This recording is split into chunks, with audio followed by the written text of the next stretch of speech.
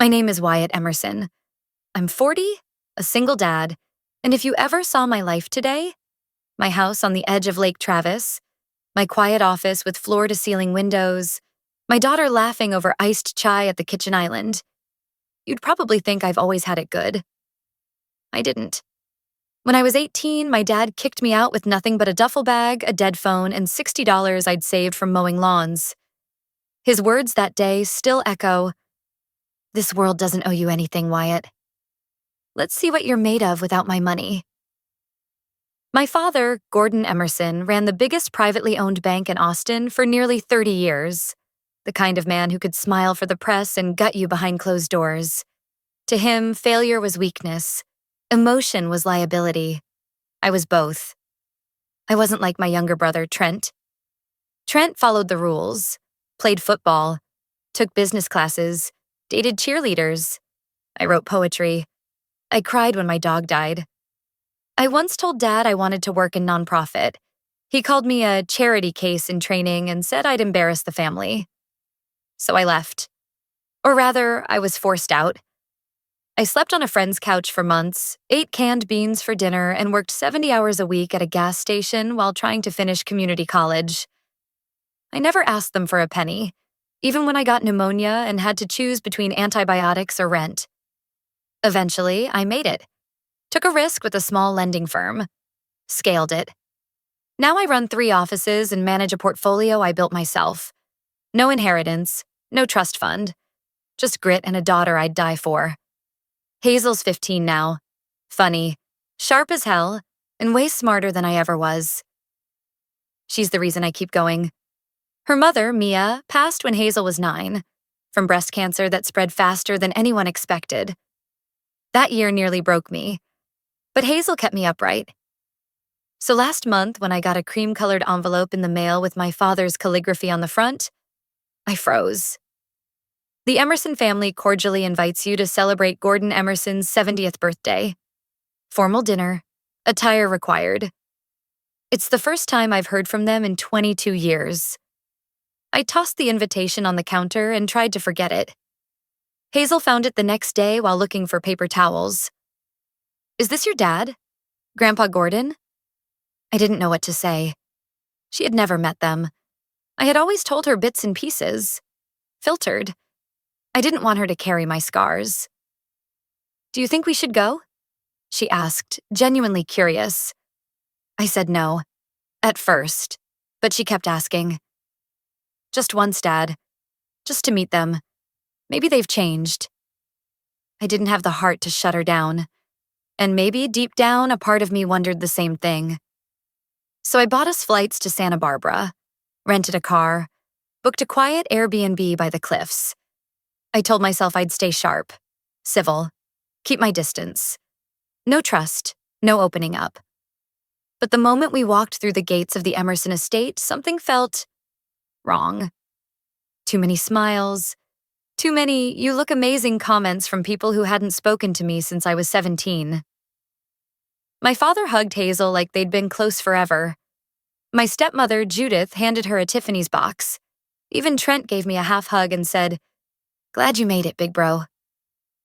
But the strangest moment? During dinner, Hazel leaned over and whispered, "Dad, why was that room upstairs locked?" I blinked. "What room?" She pointed subtly across the grand hall. The one near the study. It had a sign. Said private. I tried to open it, but the handle was ice cold, like metal in a freezer. Grandpa saw me and didn't say a word. He just shut the door himself. I turned to glance at the staircase, but the music swelled and a waiter came by with wine. "Maybe it's nothing," Hazel said, but her eyes stayed fixed on that staircase for the rest of the night. And I couldn't shake the feeling that somehow I'd walked straight into something I didn't understand yet. Something that didn't start with Hazel's curiosity. Something that had started with that envelope. And the worst part? I brought her right into it with me. I should have trusted my gut. The next morning, Hazel and I woke up to sunlight pouring through the Airbnb windows and the faint sound of waves hitting the cliffs below. She was excited, like any teenager would be. "Dad, Do you think they'll let me see the stables today? She asked between bites of granola. Grandma Judith mentioned them last night. I just smiled, trying not to let my unease show. Something about the night before hadn't sat right. The way my father kept steering conversations toward Hazel's school, her hobbies, her future. Not mine. Not us. Just her. The way Judith kept hovering behind her, touching her shoulder, complimenting her hair, acting maternal in a way that felt more rehearsed than real. I figured maybe I was overthinking, old scars flaring up. But Hazel? She noticed things I didn't expect her to. We pulled into the estate just before 10 a.m. Judith greeted Hazel like they were lifelong friends, sweeping her away with talk of horses and lemon cake. I was left standing there like a +1. My father found me by the koi pond. He was wearing a cream blazer and aviators, sipping espresso like he hadn't exiled his son 2 decades earlier. "You've done well for yourself," he said, not looking at me. "Built something from nothing. I can respect that." "Thanks," I muttered, keeping my tone neutral. Then he said it. "She's special, you know. Hazel. She's got that presence. Charisma. I can see why you fought so hard to raise her right." I narrowed my eyes. "What are you getting at?" He finally turned to look at me. "You're getting older, Wyatt. Business takes energy. Focus. It might be time to start thinking long-term. Succession. Legacy." I knew that word. Legacy. To him, it meant leverage. I didn't respond. Just walked toward the back patio where Judith was already setting up a brunch spread like we were on the cover of some coastal lifestyle magazine. Hazel came running up with a glass sculpture in her hands. "Look what Uncle Trent gave me. It's a dolphin. He said it's from Prague." I took the dolphin. Cold, delicate, expensive. Trent trailed behind her, smiling wide. "You've got a brilliant daughter, Wyatt. Real spark. You must be proud." "I am," I said, handing the dolphin back to Hazel. "She's the only part of this family I actually trust." His smile faltered for a split second. We sat down for brunch. Halfway through, my phone buzzed with a text from my assistant back in Austin. "Client. Emergency alert. Attempted login to private server. Denied. Triggered firewall. Location. Santa Barbara." I stared at the screen, then looked up. Trent was watching me. Too casually. I excused myself and walked to the front drive where I could breathe. Then I saw it. Hazel's duffel bag. The one she'd brought from the Airbnb. It was sitting near the valet stand, wide open. Her laptop wasn't inside. I sprinted back in. "Where's Hazel?" I asked, loud enough that a few heads turned. Judith blinked innocently. "She was with me just a second ago." She left her bag outside, Judith, and her laptop's gone. My father stood up slowly, face tight. "Wyatt, don't be dramatic." That was when Hazel burst through the kitchen door, breathless, clutching a small black case to her chest. "Dad," she said, her voice low, shaking. "Uncle Trent was in my room. I saw him copying files from my laptop. He thought I was outside. I took the hard drive and ran." The room went dead quiet. Judith stepped forward. "Sweetheart, that must be a misunderstanding." Hazel took a step back. "Number I heard him talking to Grandpa. Something about transferring access before Monday?" I stared at them. These people who claimed to be family. My fists clenched so hard I thought I'd break skin. That's when Trent finally spoke. His voice smug, like he didn't care anymore. "Well, it's not like she's just your daughter." Silence. "What the hell did you just say?"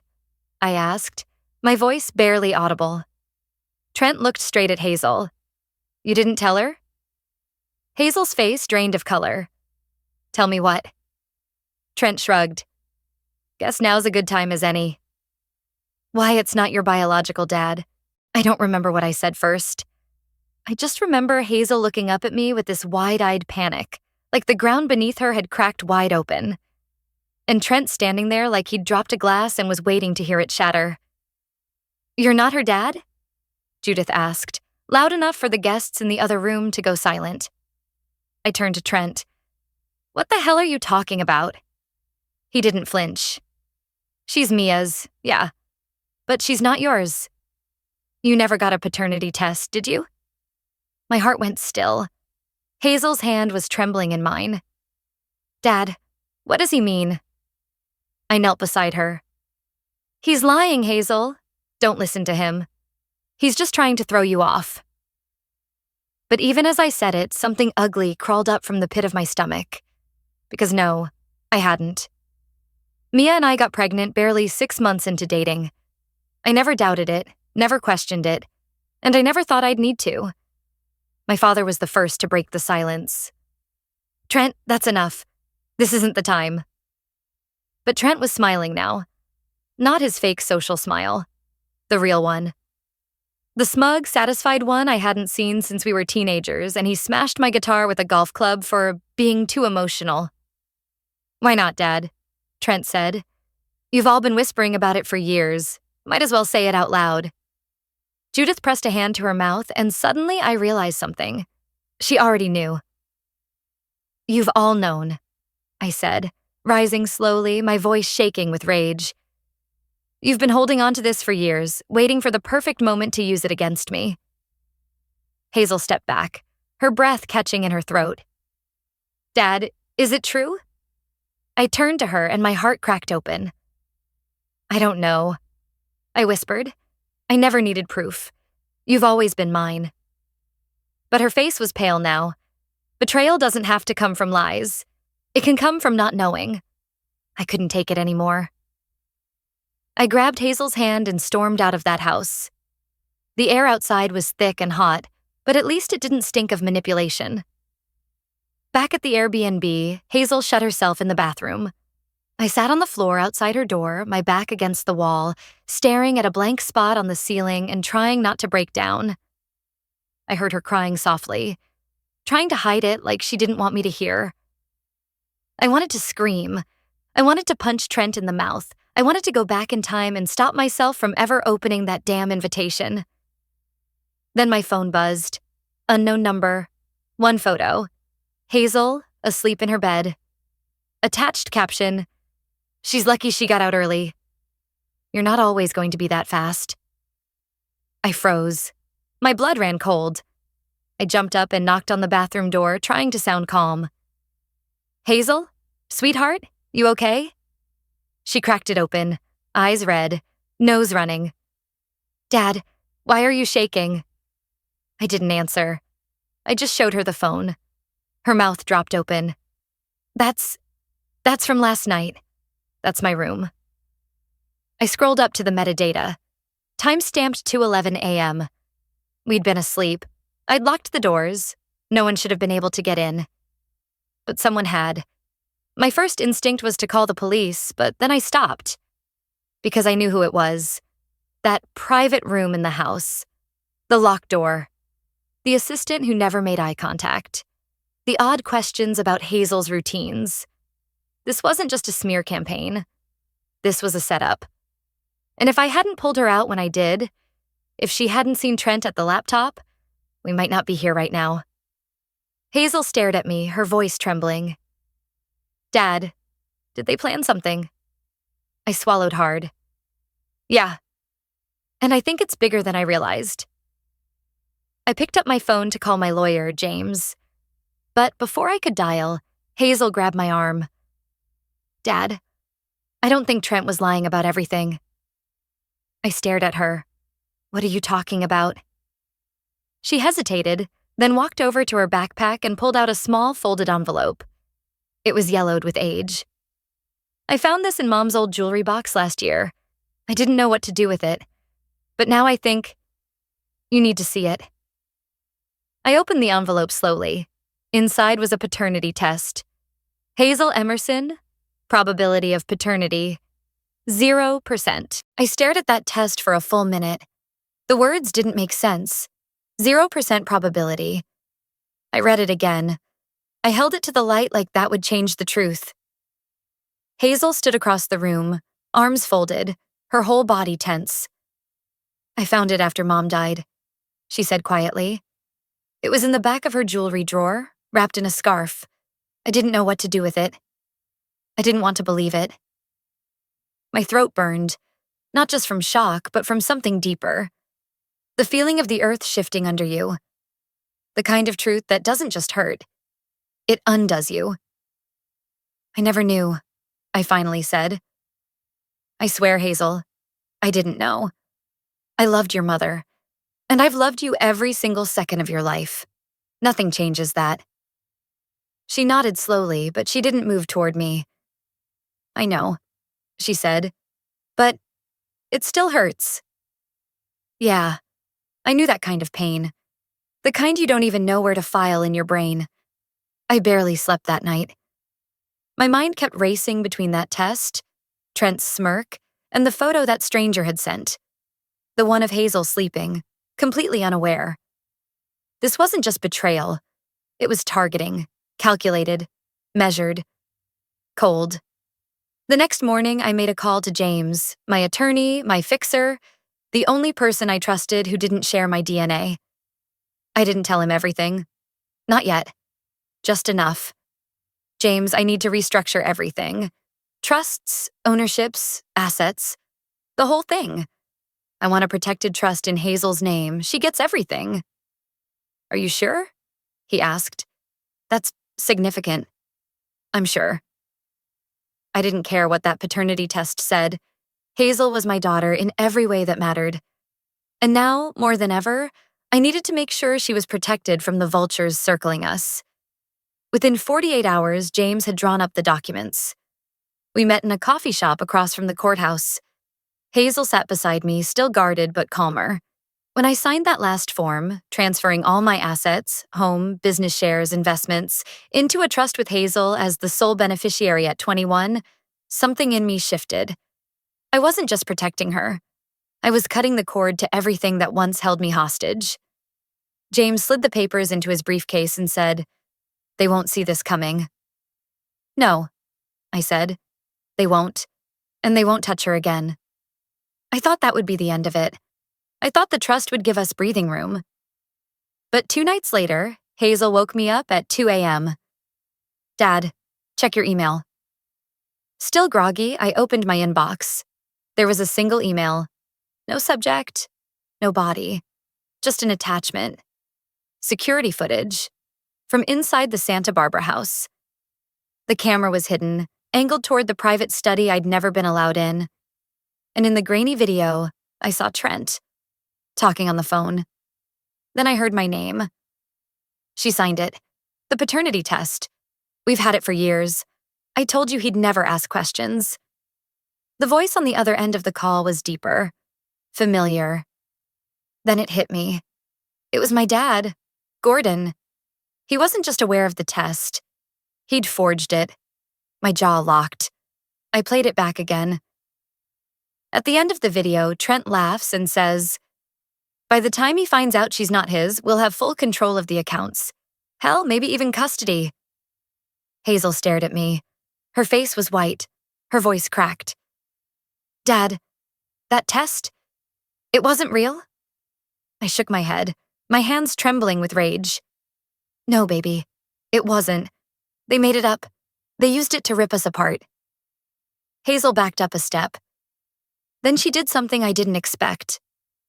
She smiled. Not a soft, sad smile. A razor-sharp, calculated one. "Then I think it's time we rip them apart. It took me 2 days to come down from the rage. Not the loud kind. The quiet kind. The kind that sharpens every thought into a blade. The kind that makes you start writing things down, organizing files, printing screenshots." I'd watched the video Trent leaked half a dozen times. I knew his smirk, his tone, the casual way he threw around custody like it was a business deal. And my father. Calm as ever, like this was just another merger he had to manage. They had built the perfect trap, but they underestimated the wrong kid. Hazel was no pawn, and neither was I anymore. So we made a plan. I forwarded the footage to James. He immediately scheduled a sit-down with a family law attorney and a tech forensics guy. We needed airtight evidence, especially since there was a minor involved. We went through every message, every file, every timestamp on the email that delivered the fake paternity test. It led back to a burner domain linked to Emerson Holdings, my father's company. But the real nail in the coffin came from Hazel herself. I have a voice memo. She told me one evening while we sat on the porch. From that night, I found Trent in my room. She played it. Faint but clear. Trent's voice. You think he's gonna believe some teenage girl? Even if he finds out you're still not his. And then, a pause. But if you play along, we'll make sure you're taken care of. We handed it all to James. He filed a petition for a protective order that same week against Gordon and Trent. Attached to the motion was our entire digital package. Video, audio, forged documents, and a notarized affidavit from Hazel. But we didn't stop there. I went public. Not on social media. No grand viral moment. Just a formal press release through my firm's legal counsel. Due to recent threats against my daughter and the discovery of a falsified legal document designed to manipulate paternity for financial gain, I've withdrawn all personal and business affiliations with Emerson Holdings. The fallout hit faster than I expected. My father's name was quietly removed from 2 local boards. Trent's company, a shell LLC operating under Emerson Capital, lost its lead investors within 48 hours. Rumors swirled. Bank partners backed away. They never saw it coming. Because they assumed I would stay quiet. Embarrassed. Ashamed. Instead, I let the truth bleed slow and surgical. A week later, we got a call from my father. I didn't answer. Hazel did. I don't know what she said. But when she came back into the room, she sat beside me on the couch and curled under my arm. He cried, she whispered. Good, I said. It wasn't victory in the way I used to imagine it. There were no headlines, no courtroom standoff, just silence, distance, power reclaimed. I never pressed Hazel for more about the paternity test. I didn't need to. Because truth is, biology never made her mine. Choice did. And I'd choose her every time. It's been almost a year since we walked away from all of it. Hazel just turned 16. She's applying to summer writing programs, filling the house with drafts of short stories about girls who outsmart empires and men who think they know everything. Sometimes I catch her humming to herself while she works, totally unaware of how strong she's become. And me? I've never felt more at peace. I learned that real family isn't built on names or genetics. It's built on protection, on presence, and on the courage to stand in front of someone when no one else will. Some betrayals don't just cut. They rewrite your story. But sometimes that's what it takes to write your own ending. If you've ever been betrayed by someone close, or had to rebuild after someone tried to take everything from you, I get it. Drop your story in the comments if you're ready. I'm listening. And if this one meant something to you, stick around. We've got more to say.